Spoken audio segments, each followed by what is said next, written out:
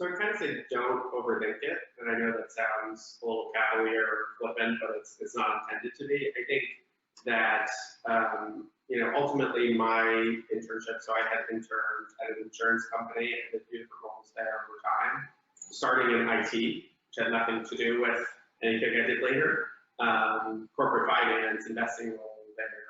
I then interned at a bank and did some kind of sales and more like traditional banking type activities.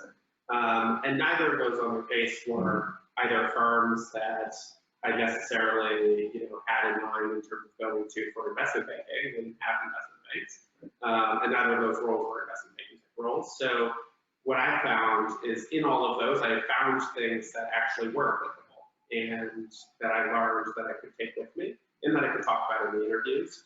And so as an example, I mentioned the internship at a bank. It was a sales-like role. I talked about that in my interview when I interviewed at Goldman, and it was one of the things that some interviewers found most interesting. They were like, oh, wow, you did sales. Tell me about that. How did you think about it? And kind of probing on those things.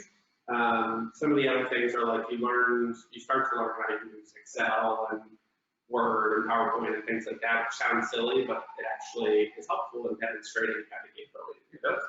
And so I would just say, do something. It's not like even kind of when you're, depending on how old you are and where you are in your progression at school and all of that, people are ultimately looking to see that you didn't just spend the summer kind of on a beach somewhere. Hopefully it gets to be a good amount of the summer, but that you did something that was advancing your skill set and that you were clearly trying to go towards something over time. And that's the last thing I'd say is try to, and it's not always going to be intentional. You may be just taking, and this was certainly what I did, which was taking the opportunity that I could find that sounded interesting that I could get.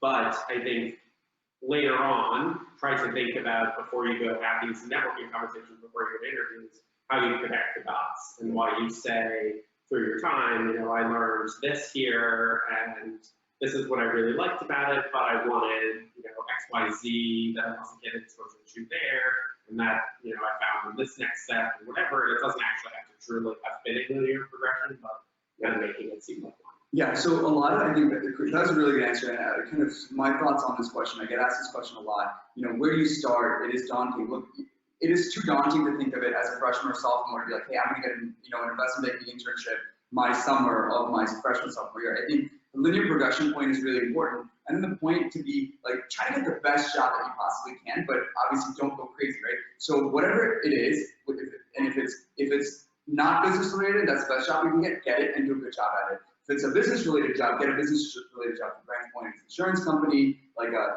services company, a software company, whatever it is. So go out there as a freshman and try to get those internships. And let's say you get an internship at that company. Try to do a job that has an analytical role in a some sort of a people manager, people connecting, people role, etc. So just try to make your experiences better and better and better as much as possible. And the last point there is just how you position it when you come to these discussions.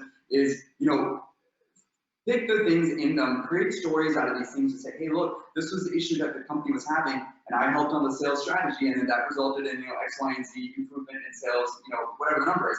I think myself as an interviewer, and I think Brandt would say the same thing, we look for those things that are initiative-driven, purpose-driven, and results-oriented, that are, people are passionate about their thing, that are experienced. Like, would you agree with that? Yeah, 100%. The one cautionary note I would say is just be mindful, if ultimately you do want to go into investment banking or consulting or whatever, about what you do along the way in terms of the pattern. What I mean by that is something that I see a lot, and it's not disqualifying, but it's something you then have to explain, so just think about it, is somebody who's pre-med, biology major, and did 4 research or medicine type internships, and then shows up for an investment banking interview or wants to get an investment banking job, and they haven't, the question you get is like, oh, don't you want to go to medicine or research like you did all these other things?